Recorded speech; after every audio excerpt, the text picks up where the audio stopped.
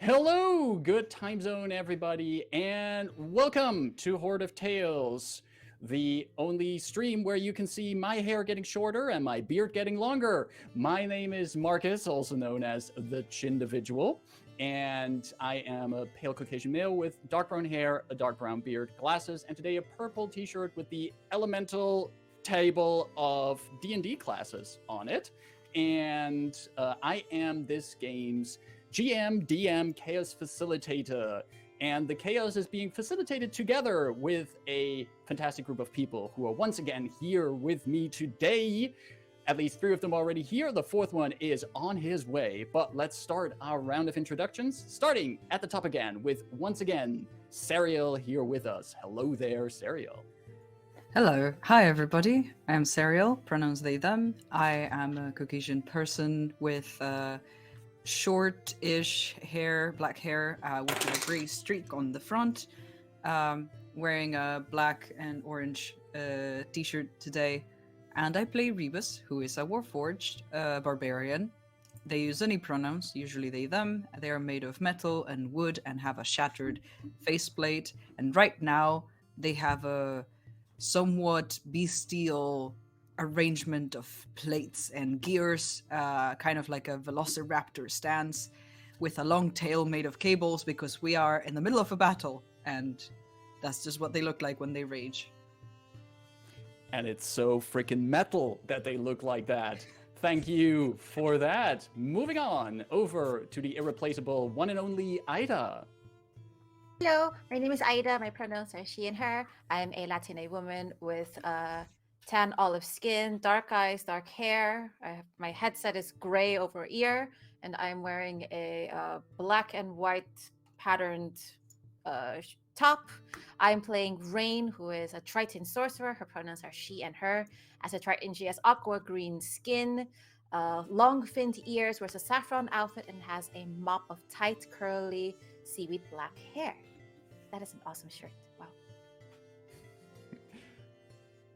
Thank you, and right on cue, as if he knew it was his turn to run introductions, we have the other member of our cast whose name starts with an A, Austin.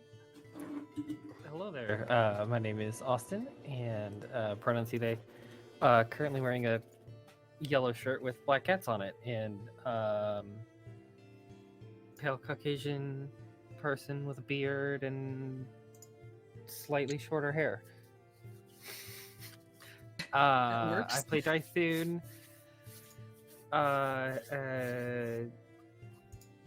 Leonin fighter with shiny armor and lots of weapons.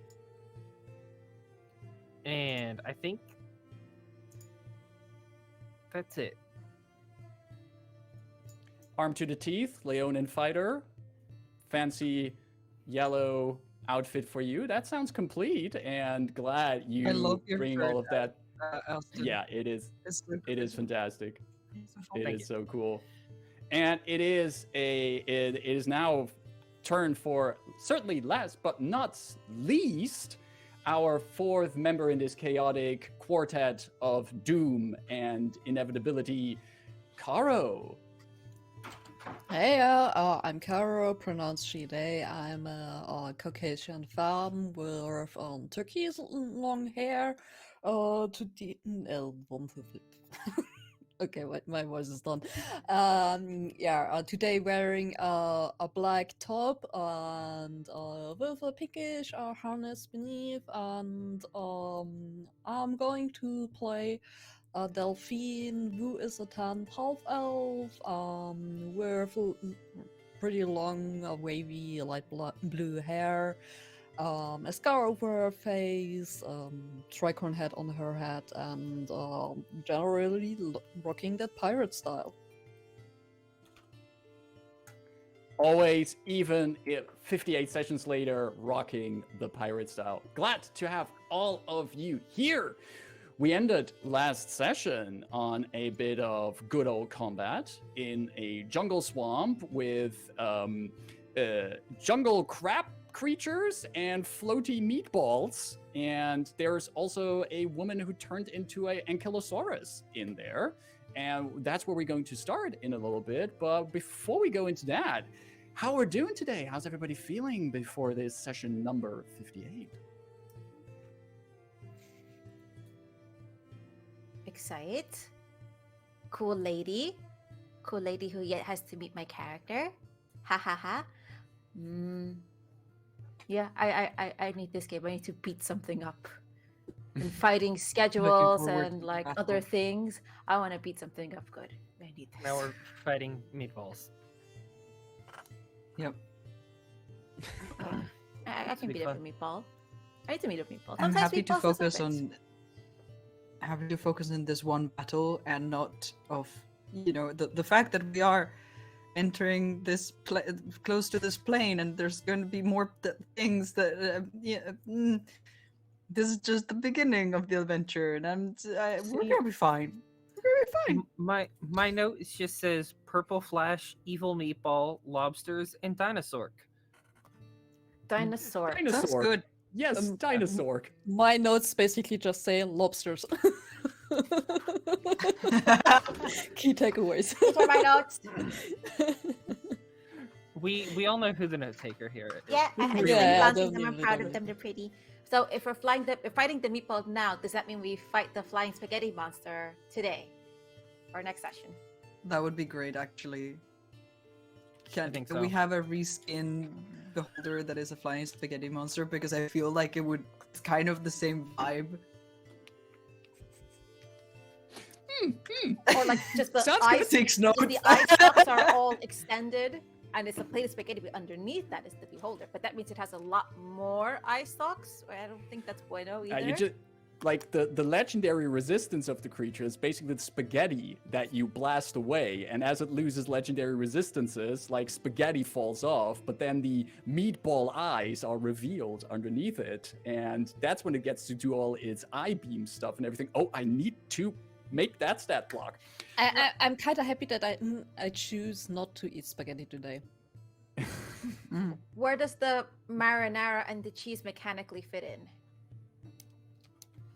I think the marinara is like some kind of like instead of a breath weapon, it can like spout like a cone attack of marinara sauce at you, and the cheese can be dropped on you and can actually slow you because it's sticky and everything. That ability is called Is the Say When. marinara like?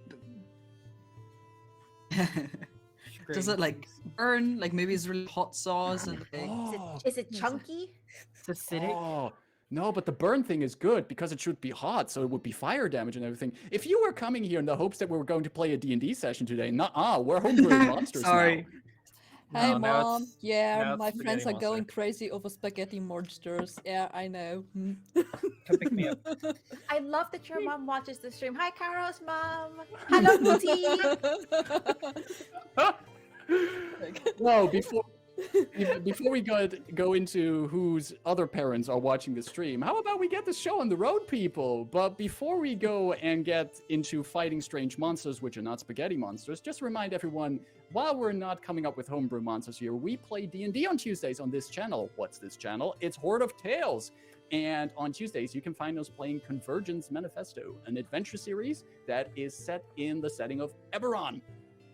Convergence Manifesto is created by the Across Eberron team, which is a collective of amazing writers who create amazing adventures. If you enjoy these adventures that we run and you want to run them yourself, you can find all of them up on the DM's Guild. Look for Convergence Manifesto, and if you want to know in what chapter we're currently in, we are in chapter 8 of that series called The March of Madness. Also, on this channel, I was completely blanking it because I was already writing a monster stat block in my head. Also on this channel, we use as our virtual tabletop of choice Foundry VTT, and the music you hear is by Joan Studler and by Dark Fantasy Studios. In case you see any kind of battle maps, which you will see in this session, they were probably made through the amazing tool called Dungeon Draft, created by Megasploot. Also, we also like cats here. I don't want to tease too much, but there's a cat lying right to my left right now. He's sleeping. But if you see a cat on someone's screen here, you can use your channel points to give someone cat vantage. Make sure you give a name, and if you give that name out, someone gets a little bit of cat vantage. For example, Serial has a cute little kitty cat next to their image right now. That shows that the person had cat vantage. They can spend that on any roll they want to get advantage. Keep in mind, when you give someone cat vantage, which you can only give if you see a cat on screen, give it to someone who doesn't have cat vantage already, and make sure that you name who gets the cat vantage. You can use a player name, you can use a character name, we know who you're talking about. You can also give it to the GM if you want to, if the GM doesn't already have cat vantage. If you don't say who gets the cat vantage, it goes to the GM. And if the GM already has cat vantage, we have not found out yet what happens, but who knows? The day is still young, depending on where you are. All right. With all that being said, let's roll a quick little intro and then continue with our adventures here on Horde of Tales. Be right back.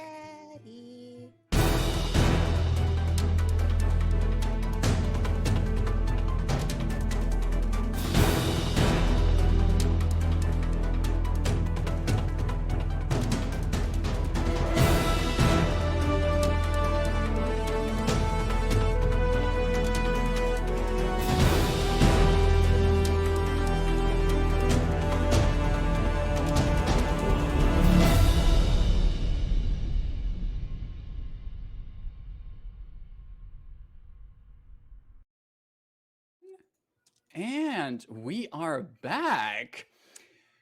So, when last we left our heroes, you had made your way to the Kubara swamps in an attempt to help High Prince Ryger with an issue of a strange cosmic planar force that originates from a place in the Kubara swamps, and that seems very related to the kind of planar activities that you as a party had been investigating. After a few days of sailing, you arrived in the swamps, and after also spending a few days coming up with potential new names for your party, you made your way through the underbrush and quickly found proof of possibly the presence of your rival Aurea Erkorin nearby. You at least found her mechanized armor crashed into a ditch. After taking a little bit of time to investigate it, finding out that if restored, it can hold a lot of spells and magic. A strange purple-pink light burst out not far from you, and you found that at the remnants of some old ruins, an orc woman was fighting strange-looking crustacean creatures and flying meatballs, as you dubbed them so kindly. The woman also decided to turn into an ankylosaurus to continue the battle, and the party decided to join into the fray and see what is up with all of this. Let us not longer dilly-dally. We should turn on some of that sweet, sweet action music.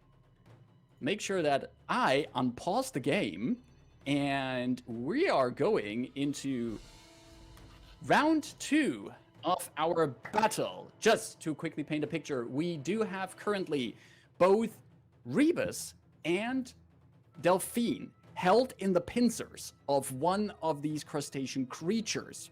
They're right next to the Ankylosaurus woman, the dinosaur, as she was dubbed so lovely by Austin, and they are currently being dragged away by this crustacean creature. Rebus, it is your turn. You're still in one of the pincers. Dythun, you're on deck. But Rebus, what is it you're going to do? Well, first of all, I would like to try to get free so that I can still fight. Because I assume I am kind of grappled, right? Yeah. Yeah. Not really So able if you to wanna- attack, so I will... Just to tell, you could still while being grappled, you could still attack if you want to. Like it holds you like around your hip area, so you would still okay. have the range of movements to attack, but you would be spending your actions to attacking. and that means you couldn't spend your action to try to get out of the grapple. So you can either pick you try to get out of the grapple, or you keep attacking it.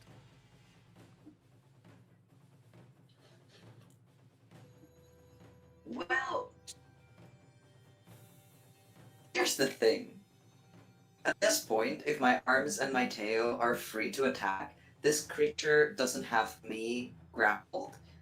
They are grappled with me. So I will just go and attack. I will grab my glaive and press the button in the middle of it so that it becomes two swords. Yes. And I will attack. Let's start with the usual 2 attacks. Just Let's for go. starters. That's a 25 to hit. Yeah, that hits.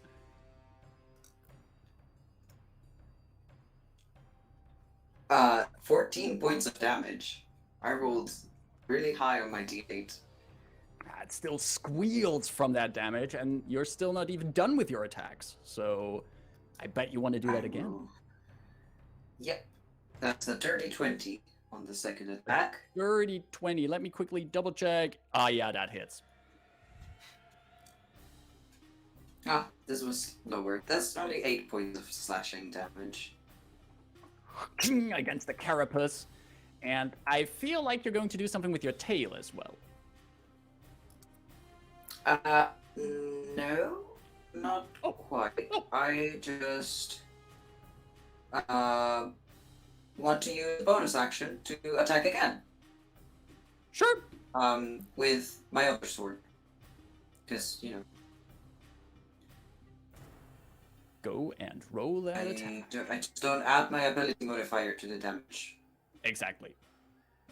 So, but that's to the damage, not to the, you know, not to the attacking. Yeah. So let's see. Oh, pretty good. 23 to hit. Yup, that also goes in. So now I would roll a singular d8, even though I still get the +2 from raging, I assume. Exactly. So it's 8 points of damage. Another 8 points of Slashing. damage. This crustacean has a bit of a crabby day so far and is looking rough. You can see like the torn parts of the carapace that you already damaged through. It still has you in its pincer and is determined to drag you away, but the question is how long can it keep doing that? That was your action. That was your bonus action. Since you're grappled by it, you can't move. I think that's your turn. Alrighty. That brings us up to Dythun with Delphine on deck. Wonderful. Dythun is going to finish crossing this bridge and kind of skirt into combat range with this lobster. All right. I want to make sure I have distance for this. Yeah, just barely. Okay. Perfect. Dythun is going to like bang his sword on the side of his shield and send out these 3 beams of light to Delphine, Rebus, and Rayn and cast Bless. Oh! Nice. Thank So, you. as long as he can concentrate on that, any attack or saving throw that any of you make, you can add a d4 to. Nice. With that, I am then going to... This is a bonus action? Yeah, I haven't used this in a while. I'm going to bonus action Daunting Roar. Just let out Ooh. this really Yeah. big shout and see if I can scare this lobster next to me. Scaring the That's lobster, and that's wisdom saving throw, right? Yes, DC 14. DC 14.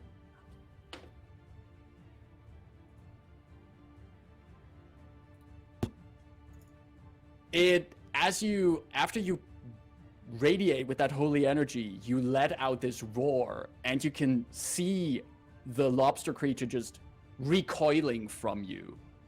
It is frightened, correct? Yes, until the end of my next turn. It is very, very frightened of you.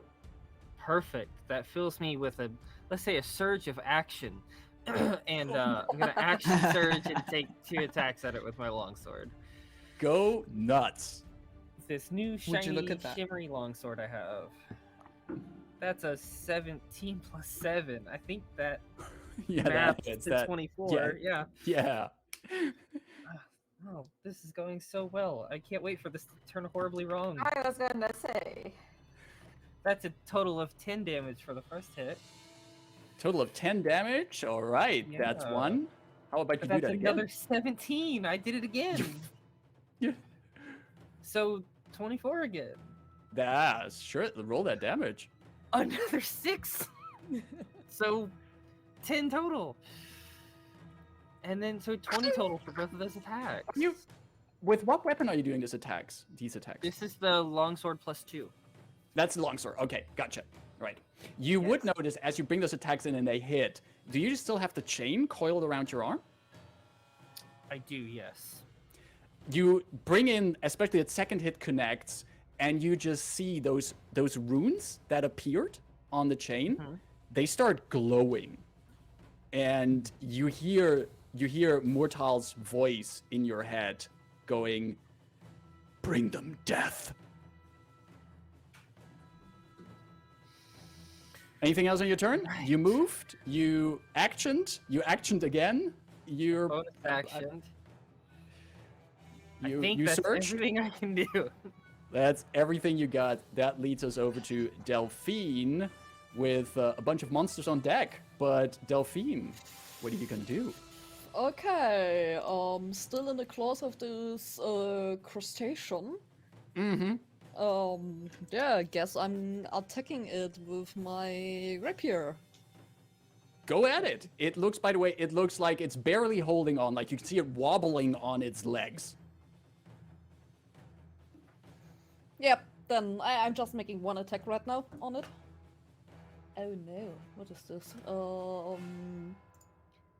This is 18 to hit. That does hit. Yeah, great.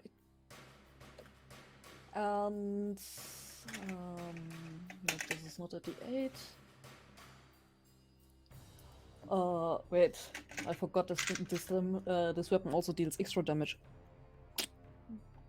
New weapons, always the same. So, first the D8. No, this is shit. So this is 11 points of base damage and 7 points of extra damage, so 18 points of damage on this one. How do you want to do this? I mean, it holds us in his pincers, so I'm probably in a little bit above the ground so that you can't really move. So I'm taking the rapier and bringing it right through its head. And That that is easy for you. it was, you bring that right through its head and you hear like there's this crunching sound as you go in, but the grip on the pincers releases as the creature collapses and Right. lies lifeless on the ground. So what else is in the vicinity? There is this Gorv, and is there a second one? Yes, there's a second one, and I just noticed I did forget to roll initiative for it. So I'm just really quick. But do your turn, I'm gonna take care of that. What was this area around that one Gorv? My concentration. This is Yes. a burbling black void of whispering, aberrating sounds that can be heard from 30 feet away. And it's So I It's a very probably spooky shouldn't place. stand in it. it's pitch dark. You can't see through it. Okay, It's cool. not inviting. Yeah, I'm not going to stand in it. I have that much of intelligence left. Okay, then I move over to this place. Yeah, I don't want to stand into this hole there, but I'm going to attack this Goth. With a 20. Nice, nice. Oh, this is gonna hurt. This is gonna hurt. Oh yes, oh yes. You know, Oh yes, I need to do this. So Dythun, is that you? yes. It was not. That means I need to roll with this rapier 2d8. That is someone else's Leonin. As we have I established, love that is what the seeing- language sounds. That's what the language sounds like. Yep. I love so seeing our DM just 10 mute himself. plus and 10, gesture that's to the cat. 20. Okay, that's 20 plus 4 times this. Let's go, Delphine. 25, I'm here for this. 31, and we're adding 1 smite on top of. Sure, this. because we do, yes. You're critting as a paladin, you add that smite. So we're already at 31. Yep, and I can for the 1 smite since it's a dice. Spell slots level 1. What did we say? 31, 31. 38.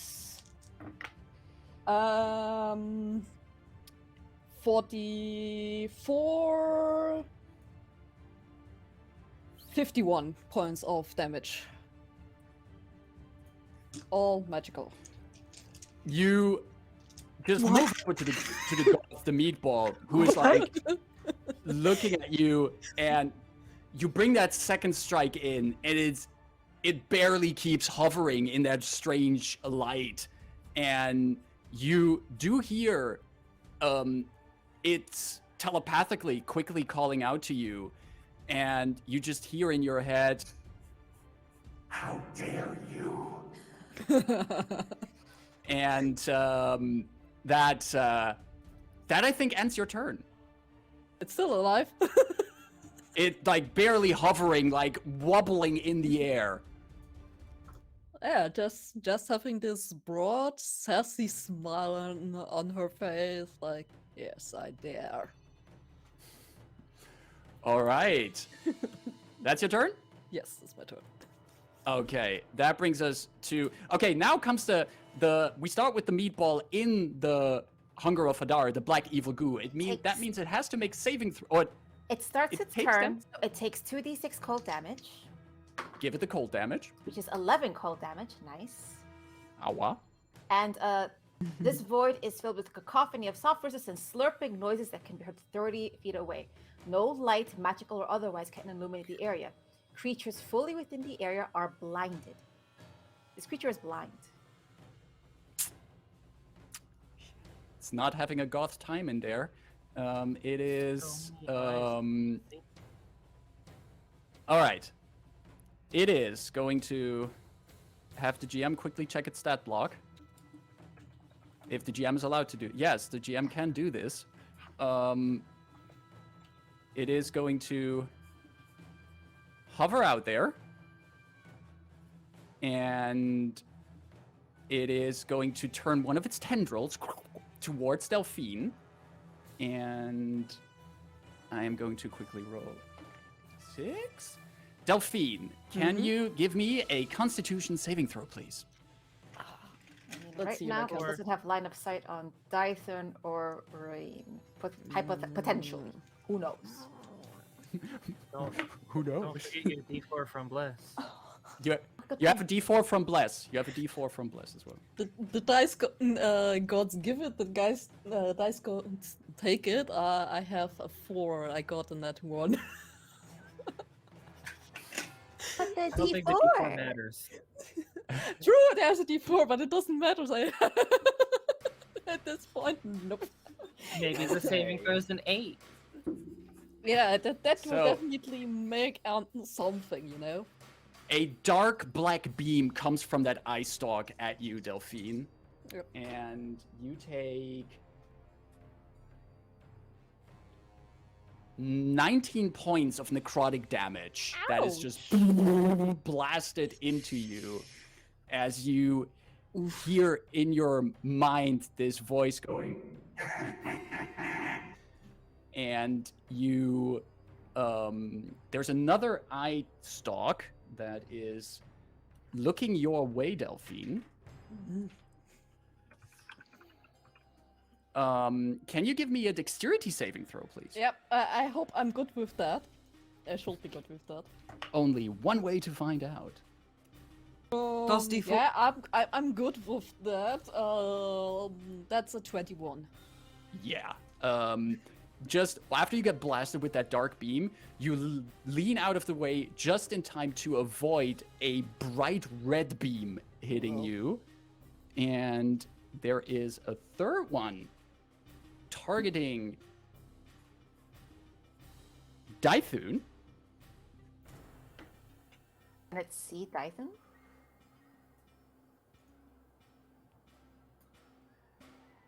Because there are squares from the tendril, right? And it can't watch through this. It cannot see Dythun. No light, magical, or otherwise can illuminate the Yeah. area. Yeah, it cannot see Dythun.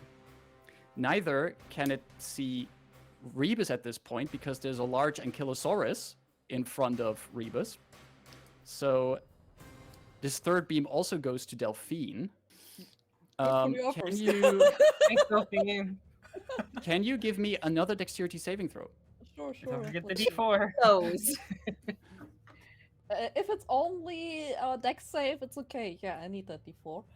Where's the D4? It's okay, but I need the D4.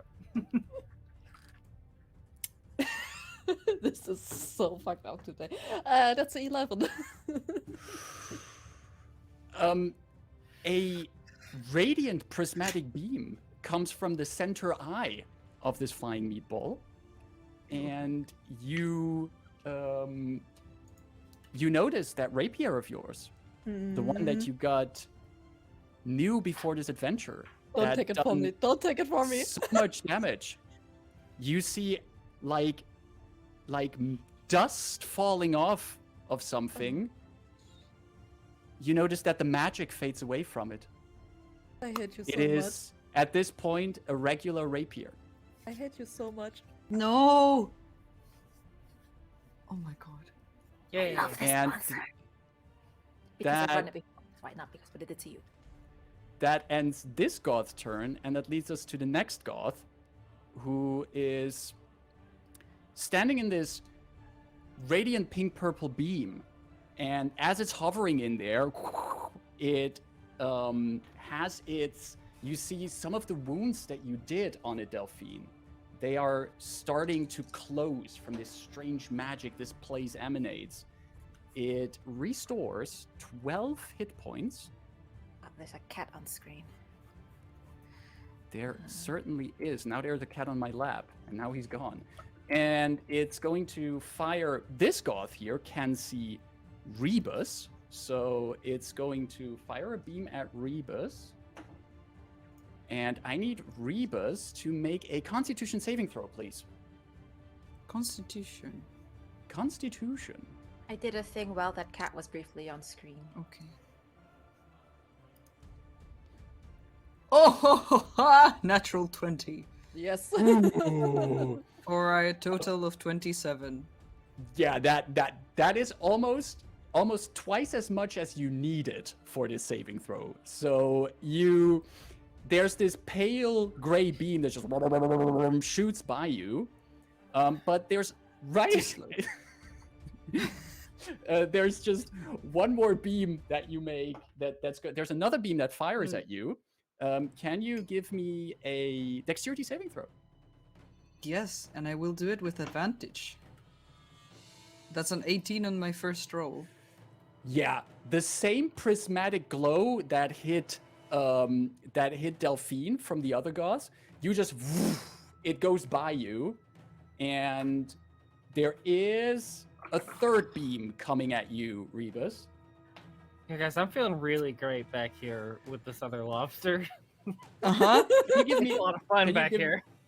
Can you give me a strength saving throw? Whoop. Sure can. Oh! Okay. Hey, Natural add a one. D4. Natural one, See? but wait. Let I me think let me add my D4 just in case. I think that is the theme for the Vulcan pattern, like food. That session is- today. A total of 12. that is unfortunately not enough. Oh, And come on! Good jump.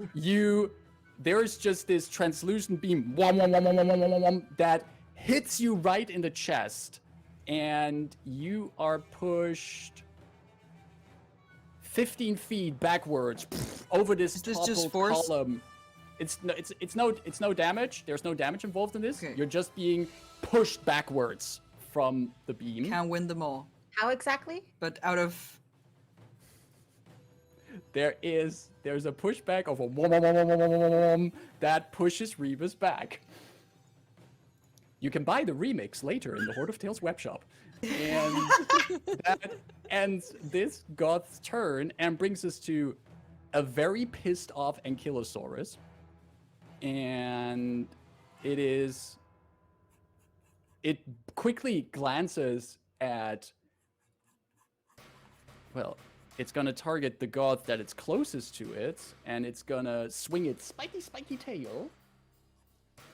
Where's my d20? Oh yeah, that hits. So I rolled a 23, and that spiky tail does a sweet 4d6 plus 4 damage. But this is unbelievable. I roll 4d6, and 3 of them are 1s. So there is 11 points of damage to this one. But it also, since it is a creature, it has to make a strength saving throw.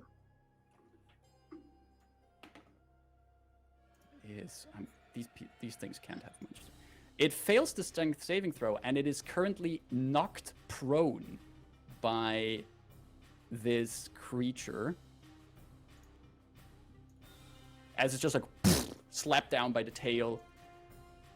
That brings us to this frightened crustacean down here. Now, here's the thing. If I remember my frightened conditions correctly, if I attack the source of it, while the source of its fright is nearby, it has disadvantage on attack rolls because it's scary. But I, as the GM, also have a catvantage lying around. So Yep. I am going Here's how that to happens. have spent my catvantage, and I am going to roll straight at Dythun for 1 attack. That is a natural 20. Is it though? Is it though? I gave you the No. cat advantage. I'm not gonna cancel it. That'd be You're- rude to give you the cat advantage and then take Oh. it away. Wouldn't that be something? Okay, there's some damage coming in. That is 13 points of bludgeoning damage, Okey-dokey. and you are also grappled by the creature. And you also. No, it has no, it can't Wait, do that. okay, if he's grappling, is he just like, ah? Like its tentacles do this nervous thing at you, but it's going to use its free pincers to attack you. This one has to be at disadvantage because it's still frightened of you. I'm pretty sure a 12 is not going to hit you. And It's not. I'm actually gonna riposte as a reaction, and make a melee weapon attack against it. let's go. Because I can do that. I always forget I have that ability. That's a natural 20! Nice. yeah, Get that damage in. Giveth and taketh. it's not that the dice Wait. gods are like for or against us this game. They're just like here to create some incredible cinematic like scenes. I get to add a d8 for my superiority dice. Does that also double? Yes, because that's part of the attack, so you double that. That's an 8 and a 2, so that's 20 plus 4. 24 damage. 24 damage. Yeah, the frightened crustacean, while going "Whoa!" at you, just is smacked in the face as well, and it has more reasons to be afraid of you. It's only frightened until the until the start of your next turn, right? Or can it save? The end of my next turn. Perfect. There Well, is it's no second saving throw. it ends its turn, and that leads us over to the one and only Rayn Undinath. Rayn will maintain concentration on the black miasma of doom and aberration over there. And in the meantime, she's going to launch a chromatic orb 2nd level at the lobster holding Dythun. Let's make that fire damage because fun. Yes. You see this orb? Hey! That's not very good. Oh, it's the D4. 7 plus 8 is 15. Plus the D4. I think I need the D4. Plus 3. What did I say? You had 15, so you're at 18. Yes. Ooh, Um, that hit. Bless adds to attack rolls? Yes. Attack and saving Cool. throws. Oh, okay. All right. No, perfect. So yeah, 18 does hit. God for bless. Okay, and that was 2nd level, so that's 4d8 fire damage. 48. It's also d8. It's also d8. Ooh, you passed Ida for preparing dice. Ooh! Oh my god. 14 plus 8 plus. Math. What's 14 plus 8? 22? 22 plus 2 is 24 fire damage. This is a boiling lobster at this point. As you like flop that chromatic orb at it, it shrieks from the flames that cover it. And Anything as else you would like to do in your turn? bonus, I kind of look at it, like tilt my head, like, that didn't do it. And I try to like, I swipe my hand over, and that's me telekinetically shoving the creature. As a bonus action, that was a DC 16 strength saving throw. Strength. It's free, might as well try. That is a total of 20. Silvery barbs. Who are you giving advantage? Myself. I love that it's like that's a total of 20. No, it isn't. Do I have to I have to take the second result, or do I have to take the lower result? I'm gonna double check and read that. But I think it's gonna be whatever works in my favor, right? I would hope so for a spell like Silvery Barbs. And use the lower roll, not the second, Okay. the lower. So the first roll I had was a 16. The Makes second it. roll I had was a natural 20. Okay, So you succeed. so it's still like is not moved by your telekinetic shove. So that does not add to the list of problems it has. no, Anything because else then, on your turn? Because then force movement would have dropped the Dythun, but it didn't work in this case, and I keep my advantage for myself. Hey, that was actually, I've totally forgot about that, because indeed, forced movement would have dropped Dythun out of the grapple. Great thinking there. And I'm going to kind of stay. Actually, no, I'm flying. I am flying. Yeah, you're flying. How far up are you? I'm essentially hovering. Let's say not over the ground, but that means I can just kind of 30 feet. Excuse me. Yeah, I'm gonna move 10 here, and I'm going to move myself 20 feet up in the air. Nice. Hovering over that stream of water, 20 feet above it. Yep, that's my turn. That is your turn, and we're back at the top of round 3. Rebus, you have been shoved over a toppled pillar. There's still a huge ankylosaurus before you, but you're still good to go. What are you going to do? Well, I need to choose between my targets. How does the lobster look, and how do the meatballs look? Dythun cut off parts of the facial tentacles of the lobster. There was a chromatic orb slung at that lobster, and it still makes like this strange, fearful sound, as far as you know, as these creatures could feel fear. The carapace is covered in burn marks and also shattered at places where Dythun has already gone to town on it. It is, from the options that you have, it's the closer option, and it looks like it would be the option that would be quicker to deal with. But of course, you could also, if you stride further upwards on the map, you could also try and deal with the flying meatballs. One of them has been smacked to the ground even, which if you move up there, gives you advantage to your melee attacks. which is nice to know, and that could even Yep, finish yep. it off. I will do that because I think Dythun and Rayn have the other lobster handled. Fair assumption. Fair assumption. So I will go up here next to Delphine, right? That's Yep. what Yep. I- That's. No, well, the one that is Move, currently Rebus. prone is the one for the. Oh yeah, no, that's what. That's the one. That's the one that I meant. Not next to Delphine. Next to the Ankylosaurus. Here we go. Boop boop boop. Doop, doop, doop. Boop. Actually, over here, just, in case something were to grab those meatballs in an area spell or something, so I'm not in the way. I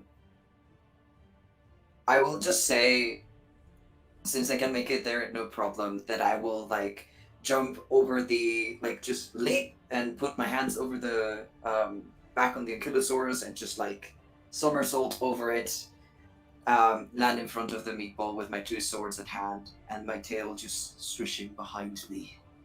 Perfect. Let's go. And, yeah, time for some attacks. Yeah.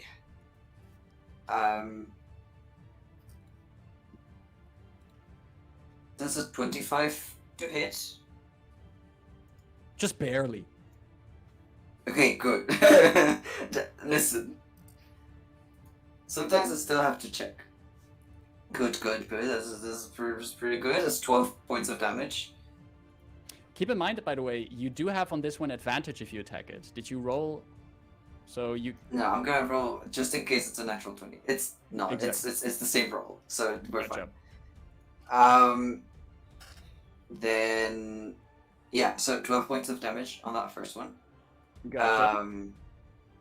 My second attack with my longsword is also with advantage, right? Yep, it's still prone, so you can roll that with advantage.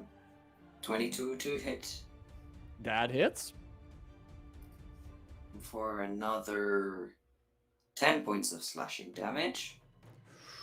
How do you want to do this? Yeah. Yeah, I just fall in front of it with my 2 swords and just do cut this way with each of them, and I just slash it in 3 parts. You slash it. Very into anime multi- of me. Perfect. And as you do, there's something else very anime happening, because if you slash something apart in an anime, it has to explode in a way. And as this one comes apart, you hear in your head this voice just cackling.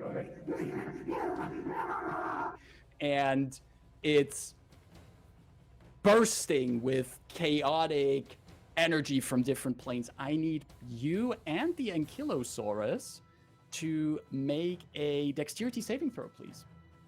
Just gonna add bursting with chaotic energy to the team name list. Plus a d4, though I think I will Mhm. be fine. So that's a 23. You do succeed. Both of you do succeed. So whatever I roll will be halved. That is 18 points halved, so 9 points of force damage, Okay. 9. which, as it Just just... checking if. Wait! You got something for that, right? You got something for Yeah, that. that's why I'm like. When I succeed on a dexterity, I don't remember if I take damage. Come on. I think it's when you take psychic damage that...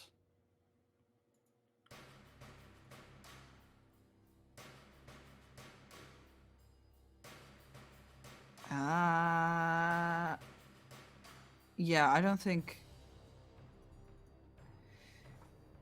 I will check. I will take the Yeah. 9 points of damage, Wait. and if I find something, I can, We can always go back to that, but at this point you have done Yeah. both of your attacks. You moved. Is there anything else you would like to do on your turn?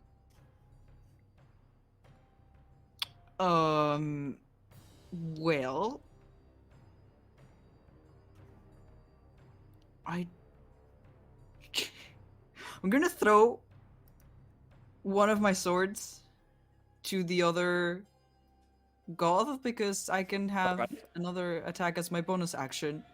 And Yeah. one of the things I can do as a dual wielder is throw one of my weapons. Let's go. Let's see how that Well, goes. I don't know if it has it doesn't technically have the thrown property. I don't think. No, if the weapon doesn't have the thrown property, you Yeah. cannot throw Then it that way. yeah, then Would be an it's improvised, okay. would be an improvised attack if you do it. That's fair. But I think you still have movement left. You could spend. I think you moved 30 feet. I think you Yeah, still have like yeah. 10 feet left. You could move up do. next to Delphine.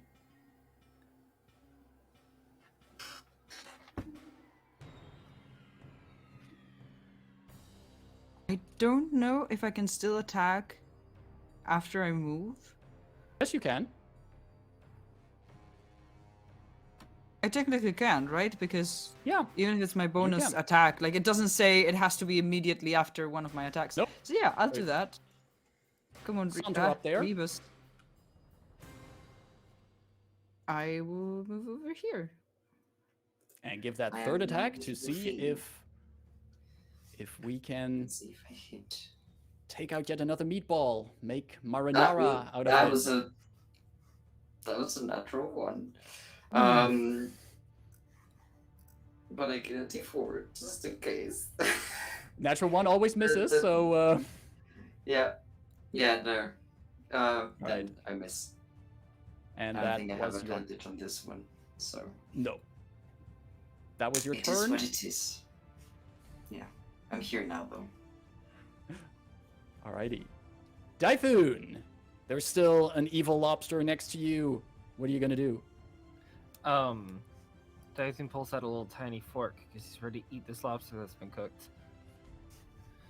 But no, he's gonna attack with his longsword because that's what he likes to do. Let's see how that goes.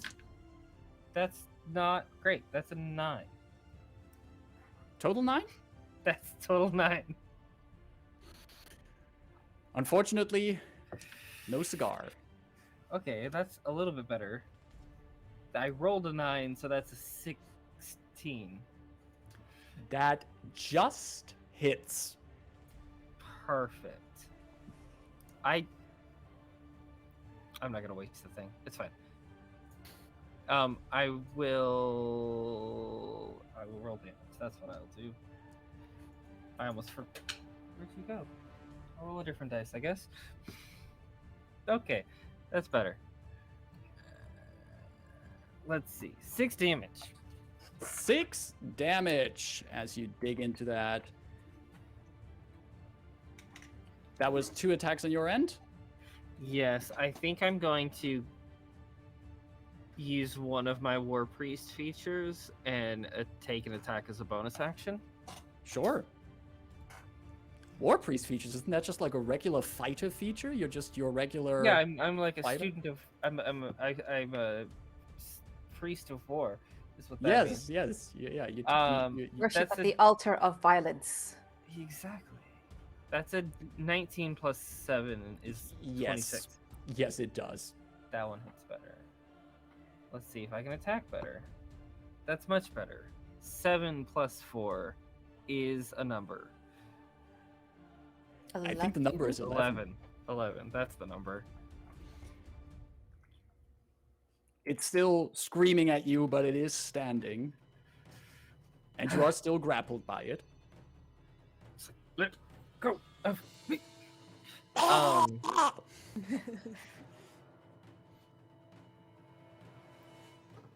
That's your turn. Bonus actions. Yes, that's all I got. That means that it's also no longer frightened of you. And that brings us to Delphine de Laranda up at the strange glowy light.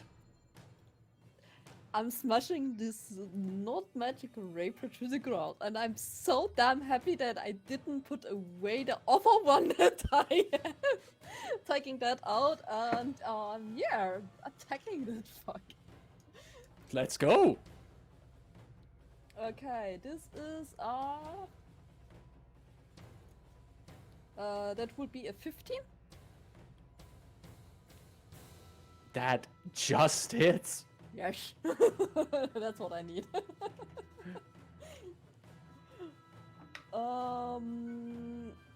is not that good. This is 7 points of damage. No, wait. 7 points? That's 9 points of damage.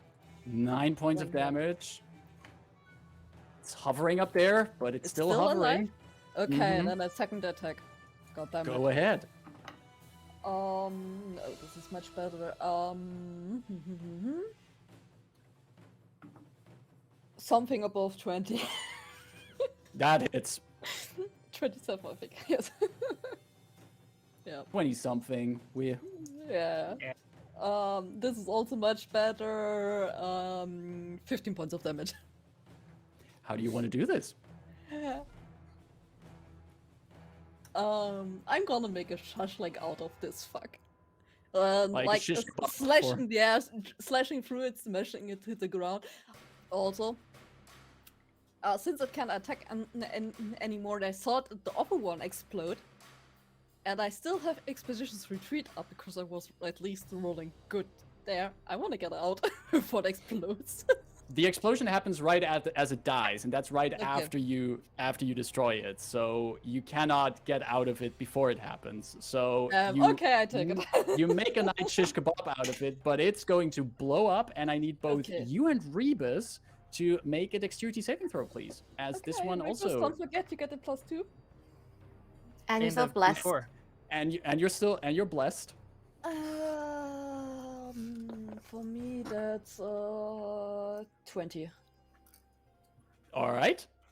25 for me. Both of you make it, and that means instead of 11 points of damage, you take 5 points of force damage as it explodes, and How many? is 5 points, and is no longer of this world. Is there anything else you would like to do on your turn, Delphine? No. Expeditious Retreat isn't concentration, because that's badass then. Hmm? Expeditious Retreat isn't concentration? It's a consideration. You took damage then. Yeah. But So Yeah, that's then- not concentration. Like, that's a cool spell. I want that. Yeah, no, most of Paladin spells are concentration. That's the shit about playing Paladin. Rebus. DM, is this damage bludgeoning, piercing, or slashing? No, it is Of force the explosion. damage. That's force Okay. damage. The force damage is one of the damage thingies where, like, getting Resistance. resistance or stuff is super rare. Is there anything else you would like to do in your turn, Delphine? Mm-mm. All right. There was supposed to be a turn of Meatball here, but that one's also dead. Also, that means Delphine, as you look at your rapier that had its magic removed, that dust that fell off of it slowly swirls back up and returns to your rapier. It seems that the magic suppression was only temporary for these kind of Thank God. but who knows what other creatures might have a less temporary version of it. And that brings us to Oh, I have an inkling. that brings us to big dinosaur. And I actually wanted to go. It is going to. No, you. Why are there two of you? Ah! You multiply. This is not how things should go. Two sets of you, drinks. You are going in here, and you had an initiative. That was a bit of the. Let's go there. And you are only one of that. So, The Ankylosaurus shifts back into this orc woman who is moving up to the portal. She's dressed in this leather kind of armor. She looks at Rebus and Delphine and looks at the remains of the meatballs that you fought. And she smiles, nods, and then she starts inspecting the runes and sigils carved into this place. That's what she spends her turn on. And that does bring us to the remaining crustacean, who is going to use its remaining tentacles to basically cover Dythun in this poisonous ichor. And I need you to make a Constitution saving throw, Dythun. I'm good at those. You should be. I say before I roll. Oh, I'm good at those. 22. You feel some of it tries to seep into whatever skin is exposed on you, and you can feel that feeling that you have when parts of your body go numb, but you shake it off and remain mobile. It's just for a second do the thing if you get a cat by the back of the neck and they go. They just go limp. Oh, okay. But it does still have you grappled. Mm-hmm. Oh, that's right. It is going to, while it has you grappled, rush over towards the portal. And that ends its turn and brings us to Rayn. How is Lobster looking? You can see as it moves on its strange lobstery legs, it has a bit of a limp to its walk. It is fairly damaged. It's looking rough. Looking rough, but not on its last legs. And so we're going to a second level chromatic orb again. Let's roll. Are we again going for the fire damage? You want We are to toast this going lobster a to bit more? bless us still up. There's no damage or concentration check. Oh, whoops. That's why I asked about expedition retreat or like. I concentration rolled check. the Constitution. Yeah. Yeah, it's fine. It's Okay. 18, so. Thank you. Because whether or not I need the d4. I've been rolling them, and with that one, it got me confused because I forgot to roll. Okay. Chromatic orb level 2. Oof. 9 plus 8 is 17 plus 4. 3. 20. 30, 20? 20. 17? To hit or damage? Hit. Yeah, that hits. Okay. And we're doing another 4d4. Where are you, Llama? There you are. Oop. Less good. 10 and 13 fire damage. You're not adding anything to that? It's just like 44 is not adding anything. Chromatic it Orb says- D4?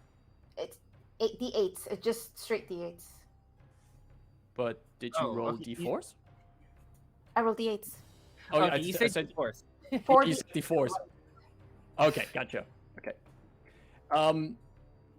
It goes in there, and for a moment you see it shudder, and you think that it's going to stretch out its leg, fall on its belly, but it just barely keeps itself up and standing, and still drags Dythun with it in one claw. I am going to just float up like an extra 10 feet so I can see over what I'm doing. 10, 20. Sorry, I did the math wrong.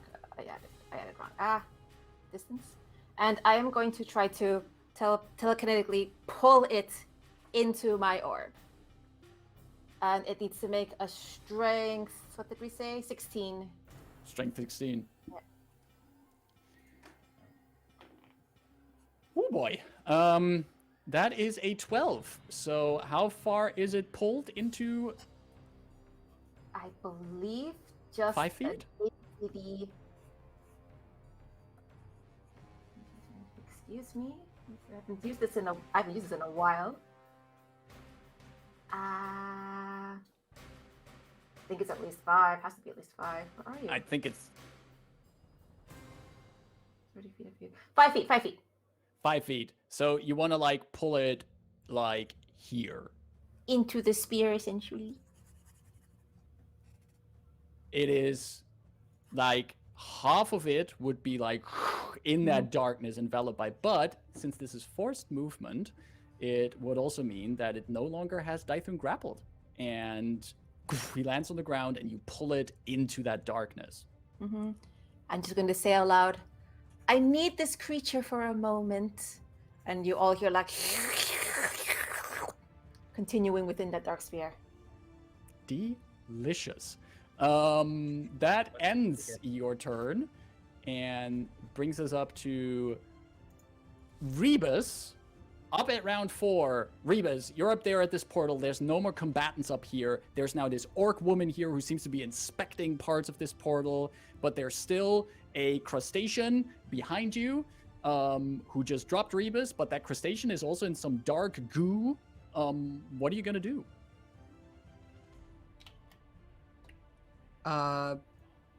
Well, does it seem like Rayn has got this covered, or like... Oh yeah.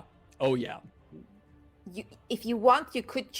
Rebus did see where it sort of went into. You can choose to attack it, but because it's in this dark sphere, your attack would be at disadvantage. But you can still attack, if you so choose. Yeah, I am raging, so it's not like I am being the most logic focused right now. So I will, like, jump into the sphere wherever I saw the lobster disappear. Yeah. Take a stab at the darkness. Essentially, leap over and just plunge my swords in there and see if I catch anything. Yeah. Perfect. Give me an attack roll at disadvantage in this case. Still add your d4. Yeah. And you can still add that d4. Bless. Oh, natural 1. Oof. Oh, don't even have the the d4 D4. cannot save that. But For I the think you have a first second attack. Okay, the lowest of that was, let me add the d4. 21. That hits. I That rolled- does hit. Like, one was 17, one was 19 without the d4, so... Okay, so I hit something for 8 points of damage. How do you want to do this? Yeah, like I said, I just leap forward and essentially do like a front, like, roll. I forget what this is called in English. When you, like, roll over your shoulder, right? Somersault? And yeah, something like that. And as I stand, I just, like, plunge my swords into the darkness, and one of them misses, one of them goes through the creature. And I pull it back, and whatever goop makes their blood just, like, splashes out of the darkness. Yeah. And that does splash out of the dark, still also hearing those slurping sounds of the hungers of Hadar in the background, and the remains of this crustacean drop behind you as no more enemies are on the field. But we do see at this point that the orc woman who has been inspecting this portal, she looks at it, gets up, and just whispers to herself, "Oh no." And that's where we're going to take our first break for today. And we'll be back after taking a quick 5-minute breather after this combat. Hope you're also going to stretch your legs, take some time out, and we'll be back in 5. So let's say about 20 past the hour, we will be back. See you in a few. Hunger for just somebody eating spaghetti. Meatballs. Here we are again for today's second part of session number 58. We just, in the first part of today's session, the party dissected a bunch of lobsters and meatballs, but are now here out in the jungle swamps of Kubara next to a strange glowing portal ruin and an orc woman who has just shifted out of her ankylosaurus form. Party, what would you like to do? Dythun's gonna make his way up to the portal-y thingy. next to this no longer dinosaur lady. I'm gonna pick up my rapier again, and then I'm chucking down the health, one of my common health pots. Rain will fly over, and you hear within that sphere, you hear this crunching, squishing sound. And she kind of looks over, and she goes, "Calm down." And then the inky area disappears, and there's no more lobster body in there either. She still technically has a telepathic connection up with the orc woman. So I said, "See, we're friends." You're muted. Oh, by the way, we should introduce ourselves. We are a group known as Overcast. What the First fuck? impressions? Are we? No. You don't hear this. The woman now just realizes that there was a voice in her head before this started, and she turns around to all of you, and she speaks. You come at a most auspicious moment. A bunch of strangers to these lands come when a seal of such importance breaks. Kind of what we do. You did, however, also help me dispatch these creatures.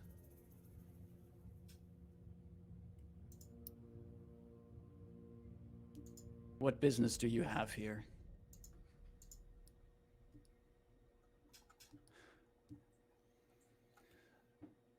None have business with that besides my order. What is your order?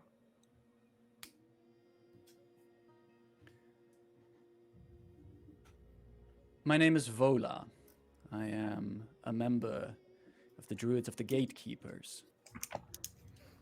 That's such a cool fucking name. Why does everyone else have cool names? I Maybe was we just should informed start that taking your notes. party is known as Overcast. Yeah, think- no. No. Like the weather? We're workshopping some things. Can I run by you Chaos of Clover? Which one of those two sounds cooler? Why are we talking about this shit right now? I don't know. Excellent question. As a member of the Gatekeepers, I am tasked with guarding places like these. But this is not the place that I should guard. I am usually stationed in the Shadow Marches. And all of you have, like, general geographical knowledge of, like, the continent of Corvair. The Shadow Marches are basically at the other side of the continent. Right. So it's she continues, at the site that I was guarding in the Shadow Marches, there was a disturbance in the seals, which I investigated. Then a portal opened. I tried the usual sealing practices taught by my order, by the Gatekeepers, but I was pulled through as I came out here.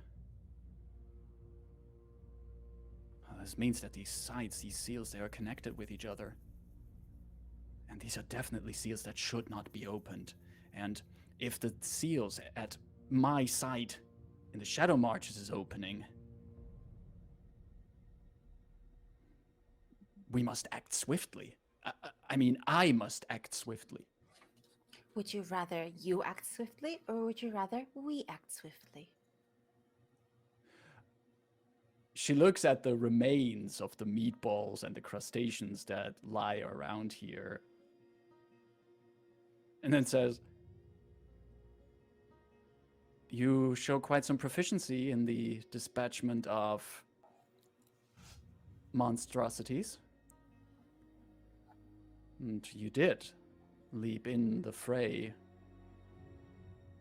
without any second thought, it seemed.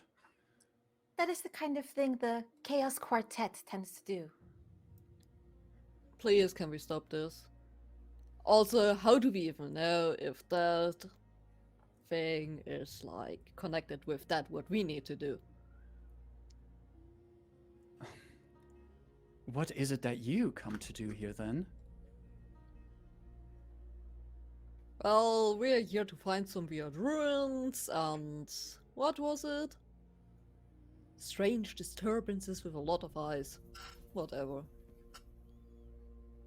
I can assure you, if that is what you're looking for, you have probably found the ruins, and the creatures you saw certainly had an unnatural amount of eyes attached to them. I'm pretty sure that's not the eyes that we are looking for. To clarify, look for, and dispatch. Looking for many eyes. Well, at least I'm up here. Last time I did this, I got nearly shot in the face. Minor illusion, the eyeball. She looks at it.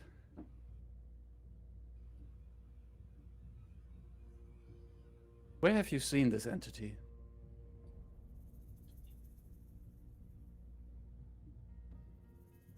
With my physical eyes, I have not.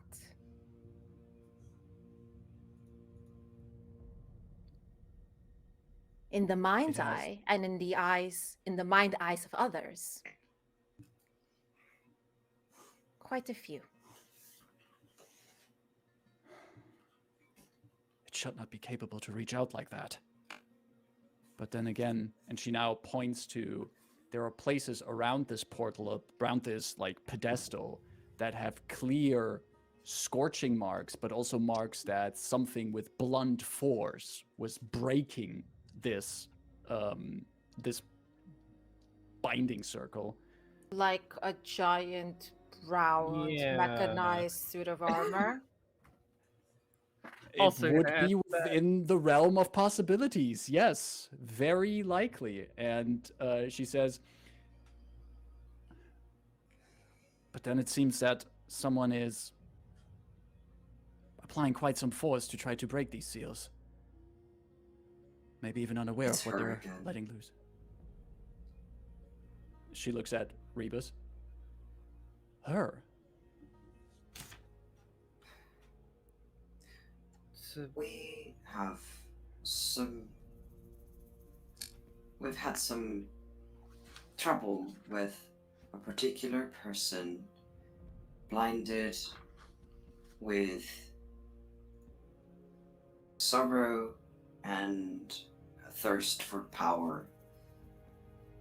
And this sounds like her doing. Foolish endeavor, I understand, but I do not believe she works in a logical manner anymore. So Blinded by sorrow and thirst for power. And she decides to use that to possibly bring back creatures that the world hasn't seen in eons.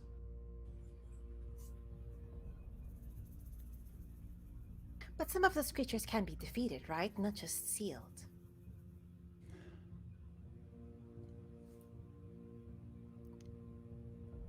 Are you aware of the nature of the foe that you might be engaging here? The creatures, the daelkyr, bound with this. They can be defeated and then bound. They cannot be killed. And I assure you, if they are let slip loose upon this world again, the last time they were, it took an empire to defeat them. But that is neither here nor there. And the question is where your sorrow-filled person is, if they breach through here, creating this tunnel to another side, and I have a feeling that I know what she's looking for. What One of would the you be object- looking for? One of the objects that I guard in my complex in the Shadow Marches is known as the Spiral Well. It is an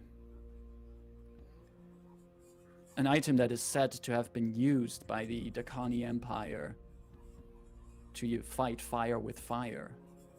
An object imbued with powers of Zoriad that was capable of making people resilient against their psychic forces, resilient against the effects of that plane, making them withstood any kinds of mind warping and the likes.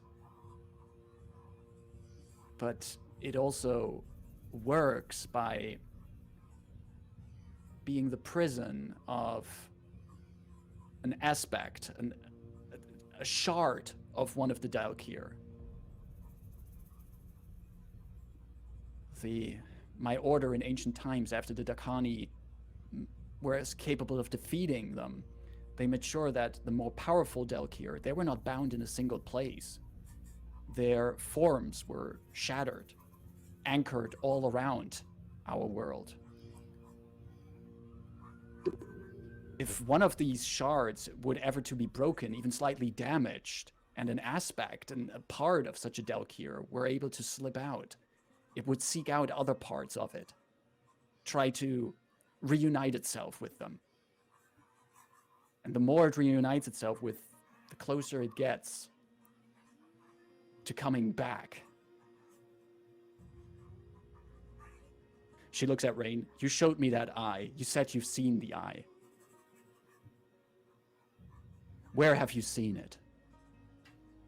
What has it promised you? Have you done what it said? In full transparency, it has tried to make lofty promises. I am not beholden to it. We have Won't allow no you. we have no compact. It's good to hear. However, other mortals have seen this eye. And I might have fallen to its whims. Its influence may already be known to the Lazar principalities.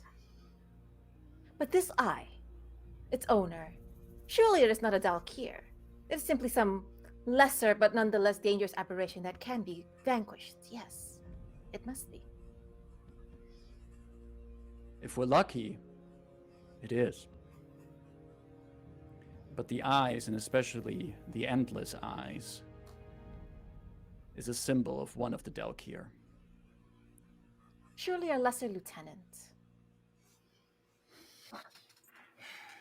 I think that Belashira would not consider themselves just a lesser lieutenant. Elashira.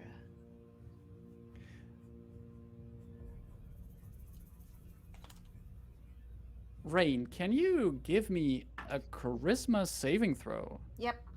The advantage from silver bars is long gone. Mm-hmm. And I am 30 feet in the air, so Mm-hmm. charisma, is that right? Charisma. I have a question. With the chains and all the talking and things they've done, would that name have ever come up? Glad you pointed out, because I was about to get over to you, Dythun, but first, what did you against roll? Charmed or being frightened. No. 15 plus 8. It's a 23.